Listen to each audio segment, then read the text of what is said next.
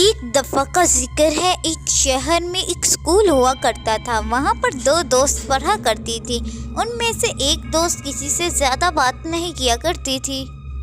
کل شام 7 بجے میری برتھ ڈے پارٹی ہے، کیا آپ میری برتھ ڈے پارٹی میں آئیں گی؟ کیونکہ میں آپ کو اپنی برتھ ڈے پارٹی میں دیکھنا چاہتی ہوں۔ آپ میری سب سے اچھی دوست ہیں۔ کیا کل آپ میری برتھ ڈے پارٹی پر آ سکتی ہیں اگر آپ کے پاس وقت ہو تو؟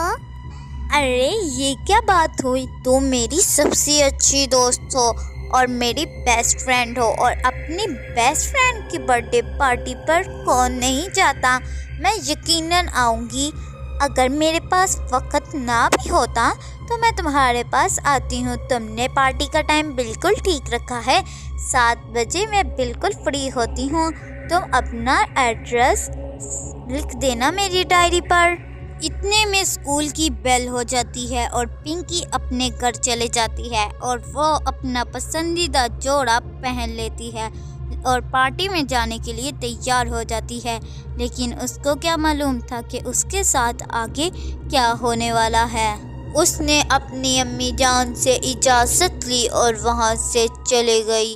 جب وہ وہاں پر پہنچی تو دیکھا ساری تیاریاں مکمل ہیں اور اس کی دوست اس کا انتظار کر رہی ہے۔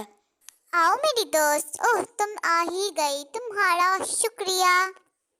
میری بیسٹ فرینڈ کی برتھ ڈے پارٹی تھی تو میں کیسے نہ آتی؟ چلو تمہیں میرا ہی انتظار تھا، میں آ گئی ہوں تو برتھ ڈے پارٹی شروع کرتے ہیں اور کیک کاٹتے ہیں۔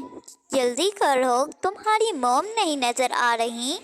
وہ بات یہ ہے کہ میری موم ابھی تک آفس سے گھر نہیں آئی۔ تم کچھ دیر انتظار کر لو گی، میں موم کو لے کر آتی ہوں۔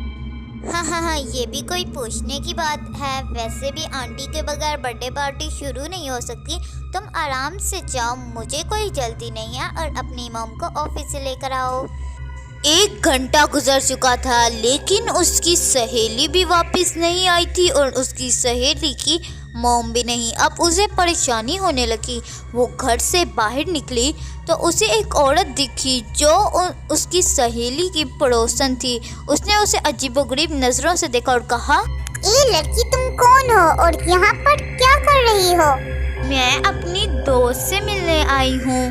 پھر وہ عورت اس کو ایک ایسی بات بتاتی ہے جس کو سن کر اس کے رونگٹے کھڑے ہو جاتے ہیں اور وہ بہت زیادہ پریشان ہو جاتی ہے۔